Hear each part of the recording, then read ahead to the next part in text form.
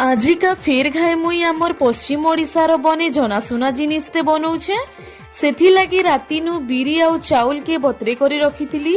तार ना होछे चाउल बरा खाइबार के पूरा कुरुम कुरुम करसी और बने स्वाद लगसी। सेथि लगी पहला तो मुई इने देसी स्टाइल थी चना झोल के बने करी रखसी आउ आलू दे करी चाउल बरा बनामी बोली भाबसी। सेथि लगी पहला सिझाला आलू थी सूखा मिर्चा कंचा मिर्चा अदा लेसुन पके करी बाटी नेसी। बाटला बिरी आउ बाटला उसना चाउल जीरा आधा चामच भुरसिंगा पतर 5-6टा के पके करी फेटसी आउ गरम गरम तेल कढ़ई थी गुटे गुटे करी पकासी आउ छानी करी रखसी। हेले मते तो चाउल बरा संगे तेतेल झोलटा बड़ा मजा लगसी।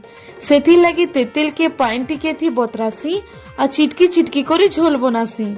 सेथि लगी कला नून धला नून मिर्चा गुणा आउ कंचा मिर्चा लेसुन अदा धनिया पतर के चामुचे बागिर छेची करी पकासी बेले मोर तेतेल झोल भी रेडी हो जाएसी। जेन बासना आउ तार स्वाद वाह जे खाई छे से जानी छे आमर पश्चिम ओडिशार चाउल बरा।